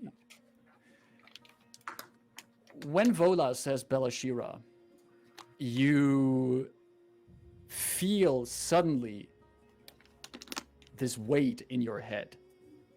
Similar also to a sensation that you have when a third party gets into your telepathic connections. And for a moment, all you see is just everyone's face you look at is just covered by one large eye. Everyone you look at just looks like there's just one large eye growing out of their faces. And you just hear a distant echoing "Mother." And then everyone's face returns to normal. You I see think everyone see clearly Rayn again. like drop 20 feet. And while Rayn drops, Dythun, as the name gets mentioned, you notice that the chains wrapped around your arms, Mm-hmm. they start to untangle, as if almost like a snake uncoiling itself from around a branch. Mm-hmm. And you hear Murtal's voice in your head going, "I have torn at bricks of her citadel of lidless eyes.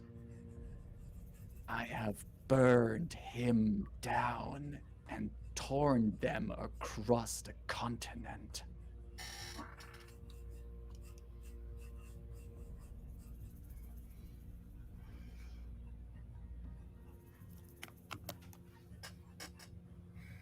Just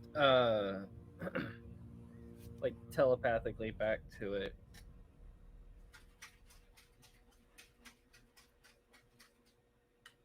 Do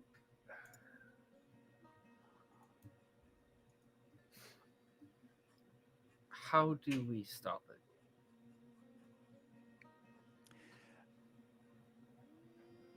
How, Dythun, would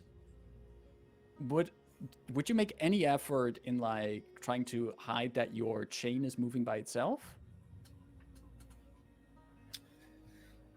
I mean, probably not, because that's how I've always kind of described the chains, is like whenever they move, it's like a snake kind of moving on its own. And I think Right. he honestly, paying attention to everything around him, probably just thinks he's doing it subconsciously and isn't even like registering that it's moving on its own.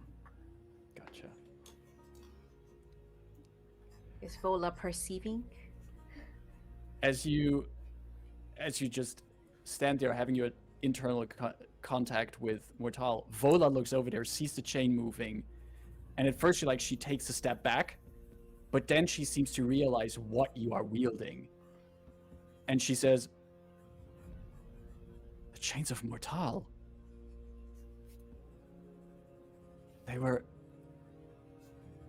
We thought we had lost them." Oh, They were bound to Thelanis. yeah, they were. Mortal had made a deal with the Fey lords of that realm.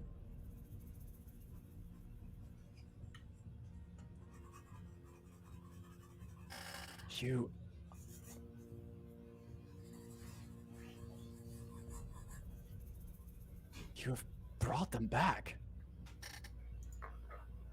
Pissed off a lot of fireball happy entities on the way out, but yeah.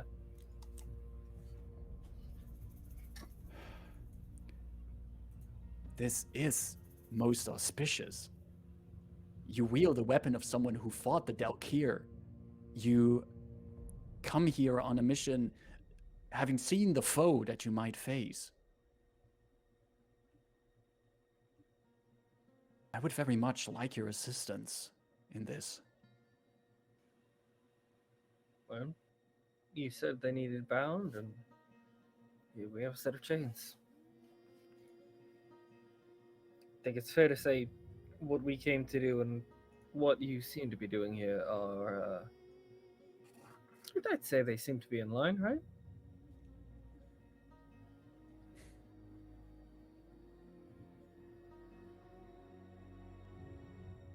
No, that's a mistake. Rayn says like half. No, she's not upright floating. She's like 10 feet off the ground, but sort of like reclined, leaning back, as if she caught herself mid-fall. The owner of these eyes is not a daelkyr. It cannot be. It is simply a pretentious, greedy, hungry, delusional entity. And it will be destroyed. It cannot be a daelkyr.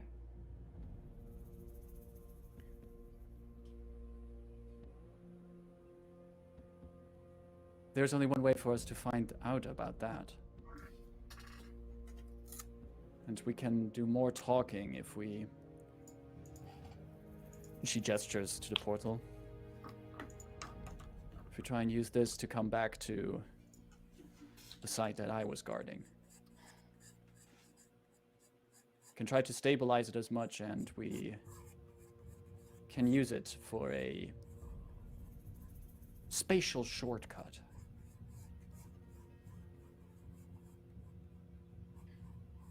As long as we're back here in, what was it, 3 days? Yes. Oh, that. Yeah. And are we We have just going ship- to leave Aurea's vehicle waiting for her to fix? Oh, right. Dythun's gonna Was- take off and just try and pick it up. Wasn't it beyond repair? I don't think it was beyond repair, but it was like in really shit shape. I mean, we can make it beyond repair. That was my other. We either do something with it or we make it beyond repair. Let's Rebus Dy- make it beyond repair because he has. They have the most strength. Yeah, Dythun's just gonna try and pick it up.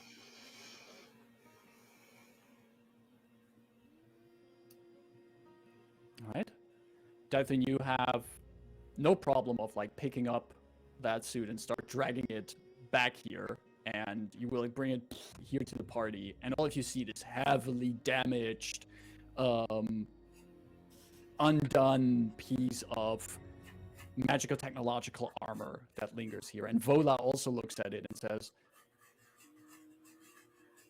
I do not know much of this kind of artifice, but looks like quite the intricate piece of equipment.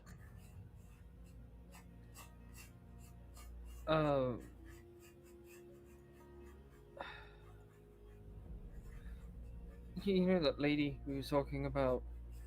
The, as it was put, sorrow and anger and power. Yeah, this is hers. A lot of anger and power in this thing.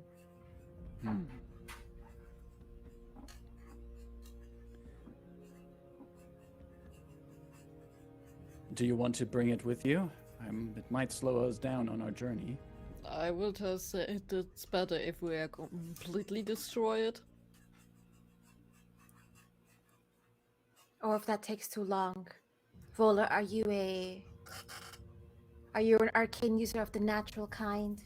Can you make a tree grow in it with an annoying hornet's nest or something?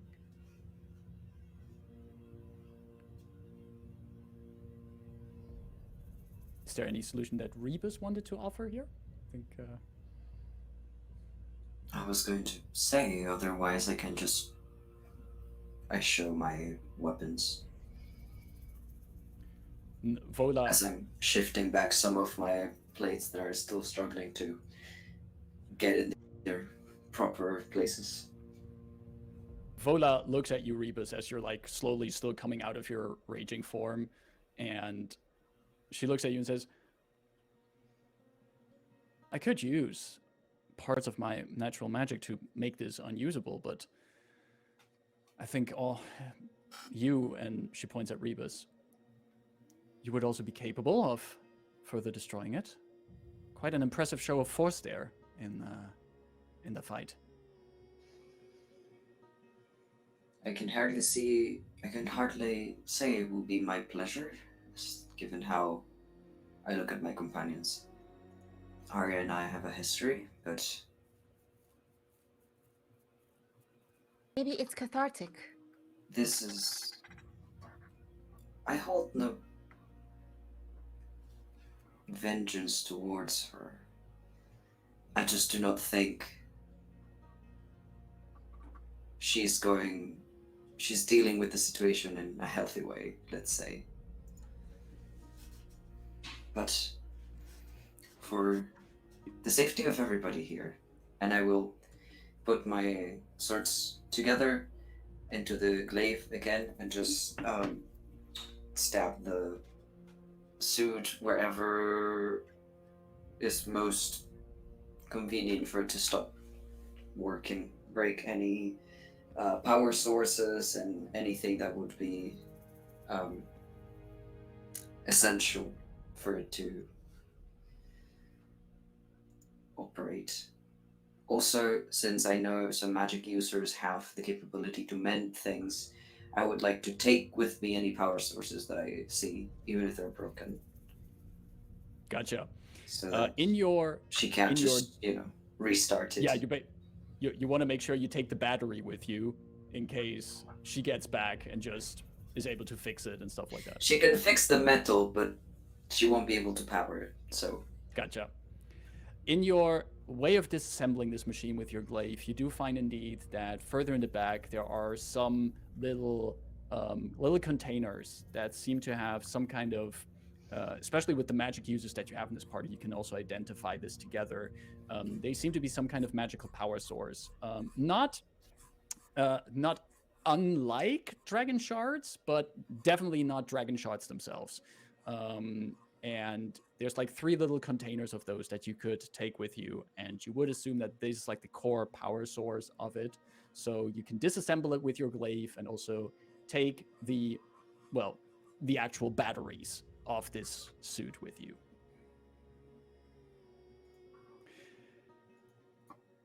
This takes a few minutes of expert disassembling here. And once the armor has been torn apart and the power sources reclaimed, Vola looks at all of you. We can go through this portal. I can adjust its magics to lead us through Kyber, through a spatial shortcut. The underworld of Kyber does not adhere to our surface world geography. And one who knows how to walk these paths can traverse vast distances. It is a way that some of my order members use to go on Corvair where we need to go. I will not say that it will be without danger. We are folding distances as if they were a paper piece. I will do my best to get you there safely. It is in my interest to have your help at my side.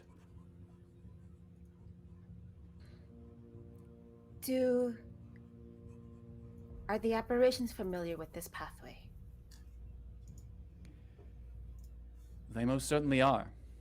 But once I have prepared this and spoken the proper spells, invoked the proper seals, the path should, under normal circumstances, be safe. But these are not normal circumstances. I am trained in the detection and abjuration of aberrations. So I will do what I can to keep us as safe as possible. And you will commence your rituals to do so now. Now. Rayn flies away, like almost closing her eyes and just covering her ears.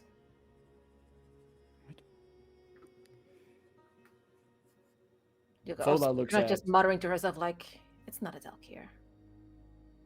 It can't be a daelkyr. Vola looks at the rest of the party. You are free to observe the ritual if you want to. I don't think there's any harm that can come to you. Sure, why not? I will And to be quite go honest... take care of... Yeah, to be quite honest, I wouldn't mind having a little bit of a bodyguard while I'm doing this. I don't expect any further threats to come through, but in case they are, And she looks at the three of you here. You very clearly demonstrated that you are capable of dealing with it. Let us go on with it then. I will actually go take care of this and point at the rests of Aurea's exoskeleton armor. Because I've had whatever Rayn's entity is in my head before, so since I don't trust that it's not there anymore, I will remove myself from here. And so that's what you mean by taking care of it. You're basically removing the remnants. Yeah. And Like, I don't give explanations, but I'm like, actually, you guys got this. Keep your eyes. Protect her while the ritual is going. I'm just gonna, and just like as an excuse, drag the metal away and just put it somewhere. Gotcha. All right. Vola starts her magic. She puts her quarterstaff down, and you see her. She starts kind of like speaking to herself in a language none of you understand. And she walks around the portal side, and you can see that the purple light that has been flickering erratically over the coming 15-20 minutes, it starts stabilizing, the glow becoming more steady, a more healthy pulse to it. And after that 20 minutes of completing this ritual, she picks up her staff again, looks at all of you. We are ready to venture through. Follow me. And she just steps into it, and you can see as she steps in there, she just gets pulled into the light and vanishes. Guess we're following. Dythun steps through it as well.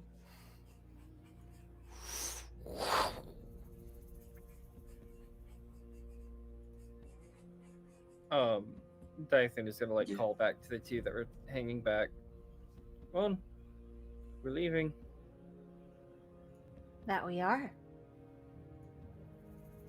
I will pocket the broken batteries and go through the portal.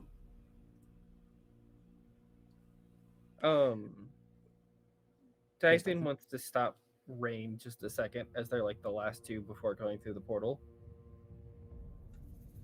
Actually, if Rayn and Dythun are the last two to go through, I want to quickly take a moment with Rebus. Oh, sure. Rebus, you have been hanging back. You may have a bit of distance. You removed the parts of the exoskeleton of Aurea, and you're about to step into this portal.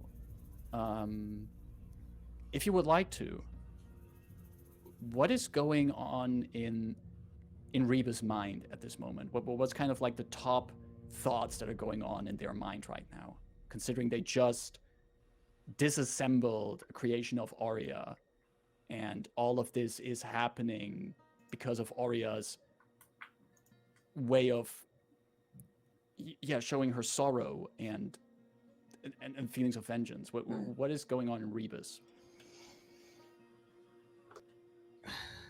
I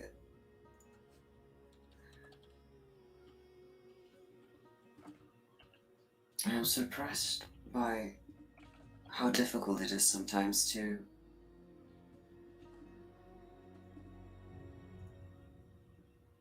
decide if guilt is the correct emotion to feel.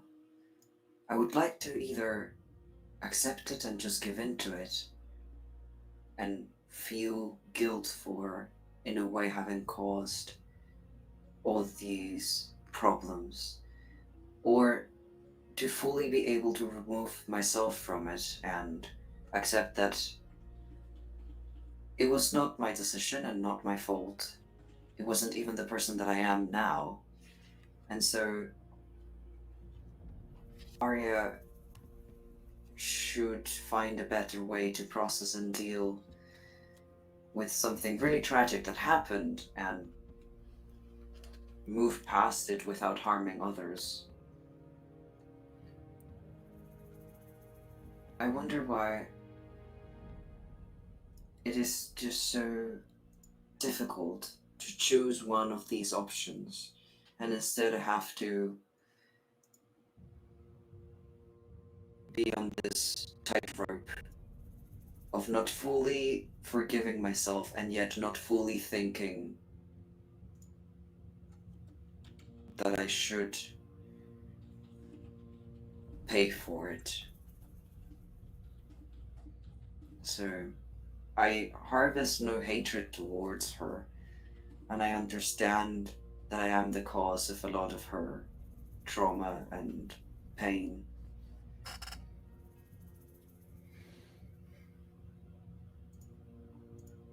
It's frustrating that my attempts to reach out or to try and move forward for both of us have not seemed to work, and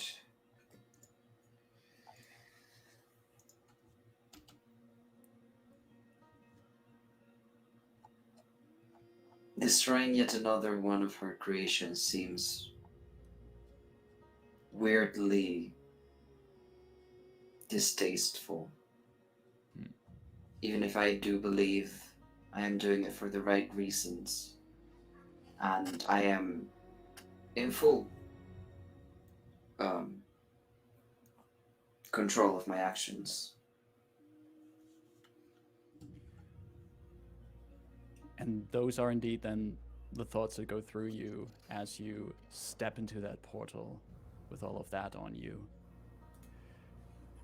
Dythun, you wanted to stop Rayn before the two of you step through?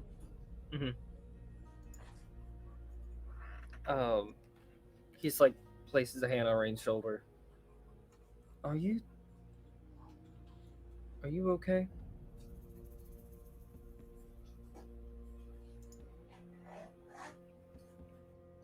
I think I'm currently feeling something I haven't felt in a long time.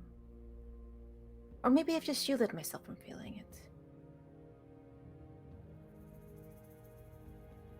That is absolute guilt. Because it absolutely was my decision. And it actively is my fault. All of this? Or something else? I poked it. I taunted it. I made claims that I will release it so I can destroy it.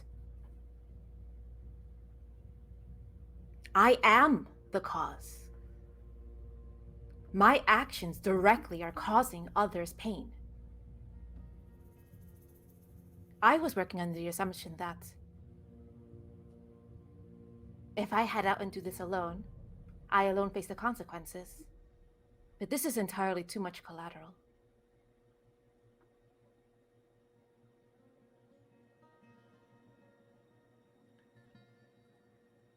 Rayn, what you've essentially done is tried to enter a war on your own. And as everyone in Corvair knows, war has no good sides and it will always have collateral damage. I know that in hindsight is easy to say, but that's not your... Is it your fault in a way? Yes. But what you do is you move on, you make it right. Whether it was poking at this entity or somebody else poking it, you're not the only one who's seen these eyes, you're not the only one who's done things. But you can... We can stop it. You went into this alone and you found us and we're all here.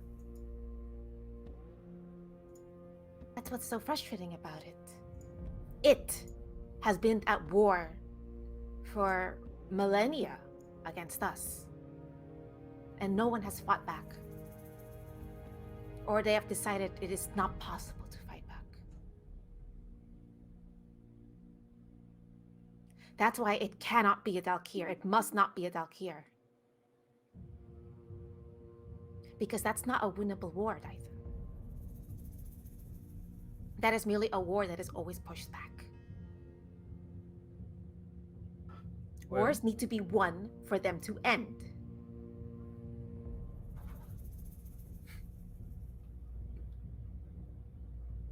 We have the Mournlands to prove that untrue. Nobody won that.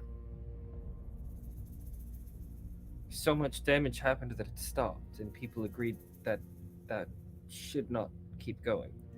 Granted, minor outbreaks have happened of discomfort and uprising and rebellion and things like that, but like nothing like we saw before. They said it, Volda, it can be contained. If it's a war we keep pushing back, then we keep pushing it back. If it's a war that is, well, this word keeps coming up, but inevitable, That was a good name. then it is a good name, I agree.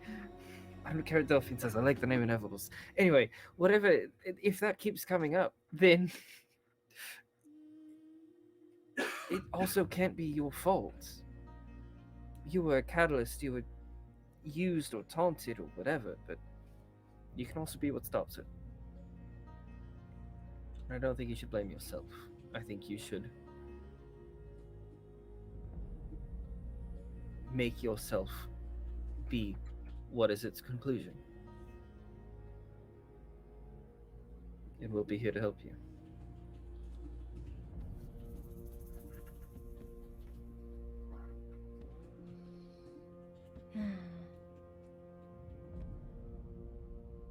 Maybe if I piss off another more comfortable plane, that one can take me before Zoriat ultimately does. Because I think that's the only other way this will end. Hey, we already started pissing off Thelanis. We can take these chains back and keep going. I mean, after all and said it's done, it's not a bad accessory. I certainly could make it work better than you could. I think I pull it off quite well. You need more flesh tone things to go with your fur. I say as I start walking towards the portal with Dythun. We'll workshop it.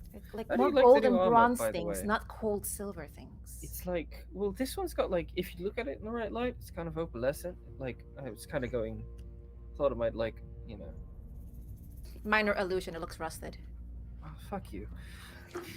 And that fuck you is the last thing we hear as both of you step into the portal as well and are transported elsewhere.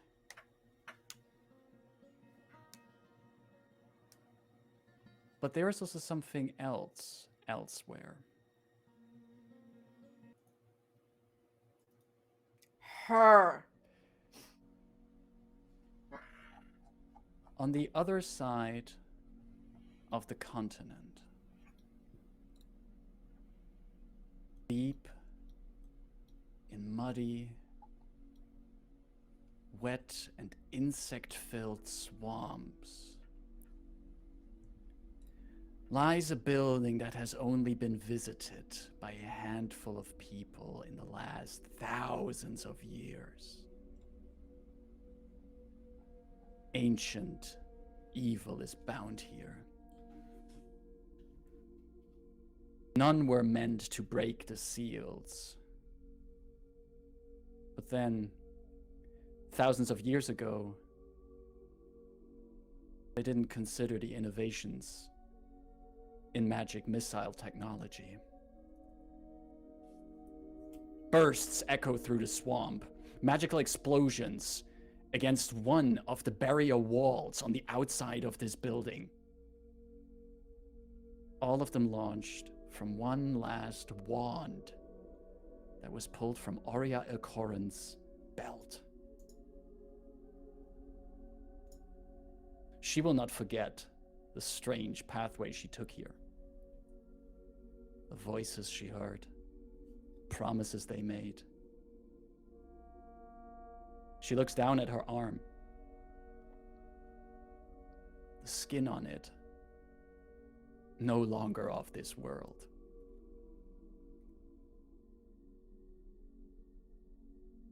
Her determination transcends planes. She looks at the hole in the wall she has created, the rooms that lie beyond. She's getting closer. One more object. Her machine, the Provost's machine, it's not what it was planned to be. Items are missing. Components not tuned to perfection, but she is running out of time. The spiral well will do. It's just a few more steps.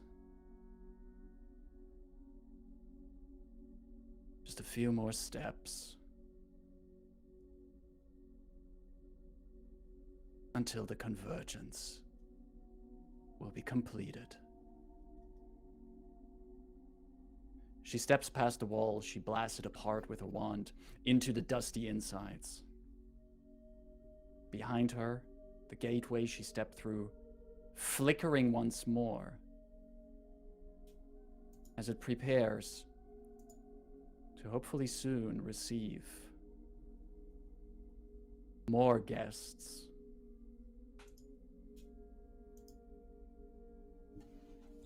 More guests to the ruins of the lidless eyes. And that is where we're going to end today's session. What? Already? No, I don't. Take a vote. Ends. Yes or no? No. No.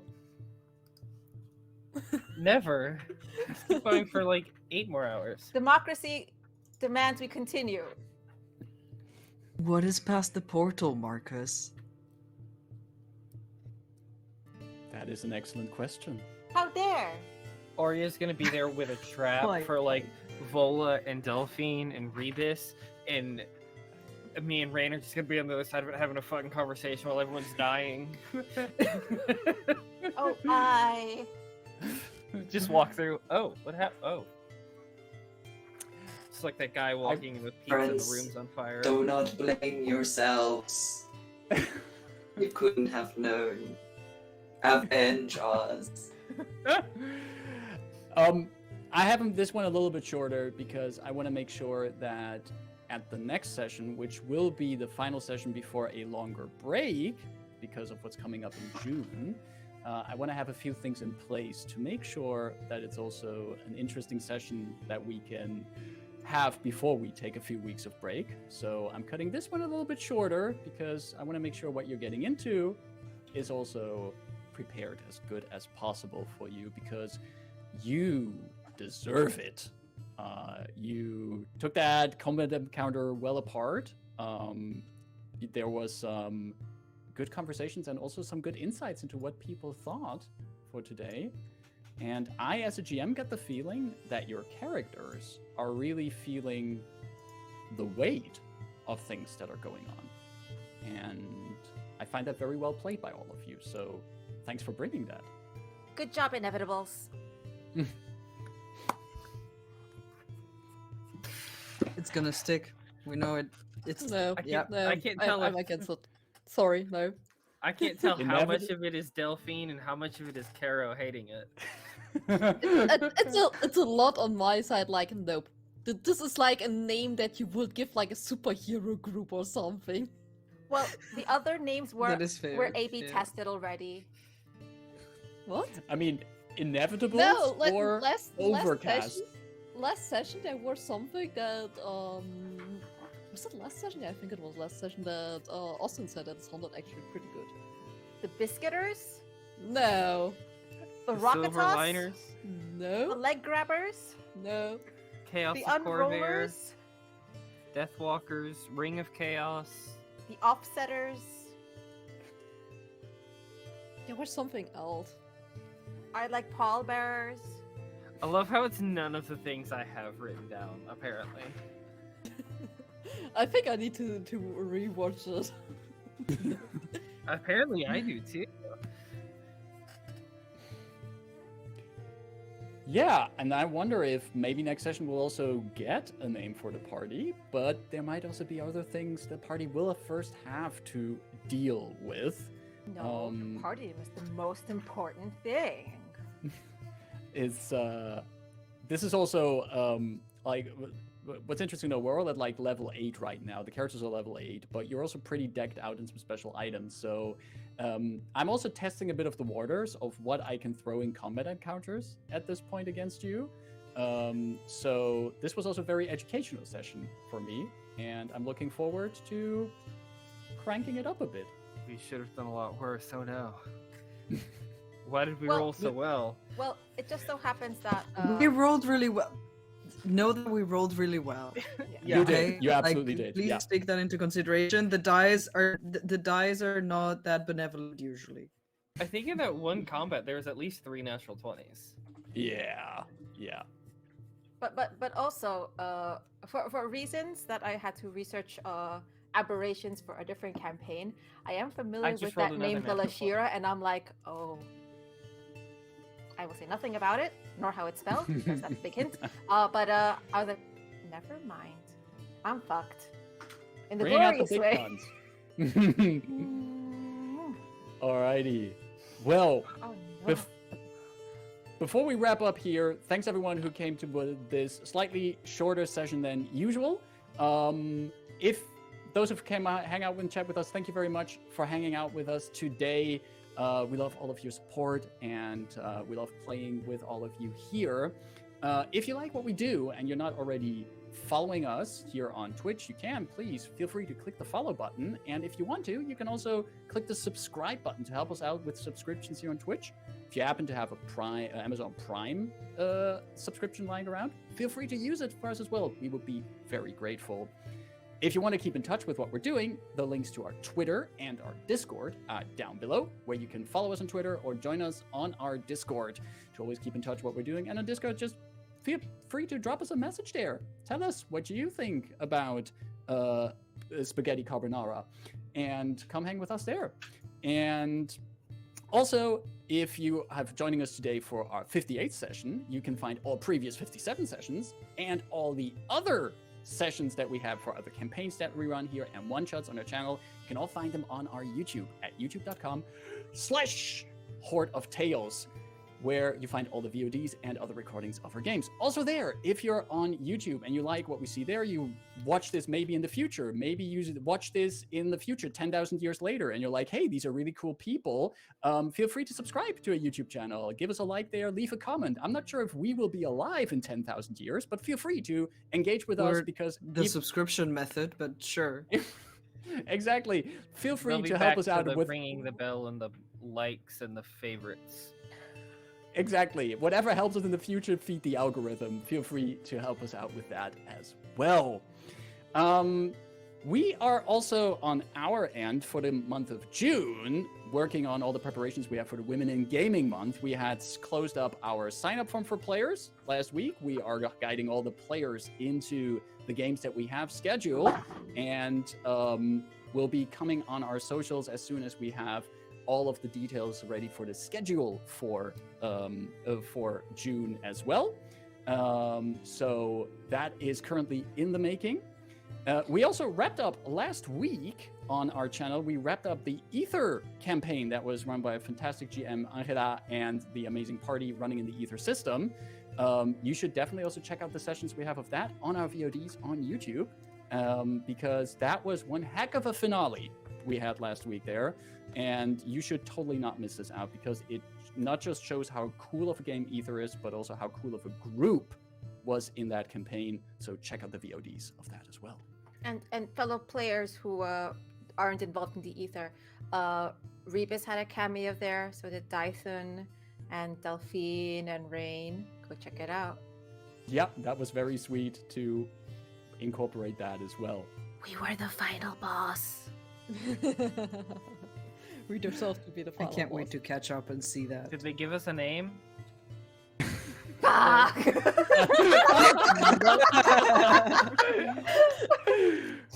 God, can we?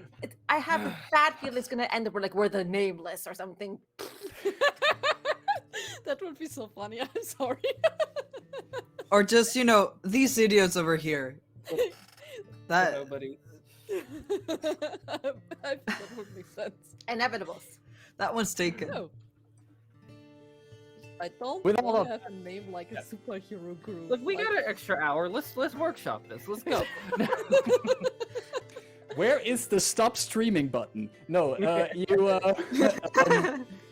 with all of that, is there any kind of quick announcements anyone else would like to share before we head out for today? Roll for good. This I'm weekend. already looking there at Ida indeed before I just do her announcement that she can do way better than I can. Oh my gosh. Before I get to roll for good, because we'll save that one for last because right now it's the biggest, so it's going to be the best. Tomorrow, catch me at Girls Run These Worlds at 6 p.m. BST, 7 p.m. Central Eastern Time, and for the premiere of Afterlife Nexus, which is a game run by Ankila. We are dead, our souls are in limbo, and we have to determine why we are here and not the place we thought we'd end up. And we're not sure what happened. It's going to be an emotional rip apart, not a roller coaster. We're going to be torn to shreds with full consent and trust and communication. It's going to be a heavy but very special game. I really encourage you all to join. On Friday, you can catch me at Gen Con TV at their Table Takes talk show, where I'm going to be talking about Roll for Good and the power that TTRPGs can do to really do good in the world. The show is going to start at 5:30 ET, 11:30 p.m. Central European Time. And you'll catch me towards the end of the show. And last but not least, this is the last week I'll say it. Roll for Good is this weekend. 6 games from 11 in the morning to 10 in the evening, UK time, all going to raise money for LGBTQIA human rights in aid of ILGA World, who works across borders to make this happen, to bring equity to those regardless of their sexual orientation, their gender expression, and who they truly are and who they want to love. We have an international community of amazing games, different systems, enthusiastic people, giveaways that include physical sets, as well as digital bundles, as well as art commissions, as well as intermission content that includes interviews like the creator of Blade Runner, like a producer and co-host of 3 Black Halflings, like solo plays from friends of ours as well. It's going to be a jam-packed event with a lot of love from our community that you've seen pass through Horde of Tales, people from this table, people from people we've been on other channels for. We're all coming together to do this one amazing thing, and that is Roll for Good. Please, please, please, if you have the means, come on over, spend some time, shout us out, participate in the giveaways. They're free to you whether you donate or not, but if you have the means, try to donate, and thank you so much. So, and about Roll for Good, for example, I will be at the table of Rockberg, which is on Saturday, 7 p.m. BST, 8 p.m. CEST. So, our characters will get shredded completely, because that's the game. Like, literally. Like, we can't make an overlay for your character names because it's not going to stick. No, I hope my first character will actually survive, because my second will definitely not. My second character has 1 HP, it's not going to make it anywhere. So yeah. All right. Yes, come check all of that out. Anything else anyone else would like to share? To the people that might be watching the VOD and applied for the Women in Gaming, we are still in the process of reaching out to some of them.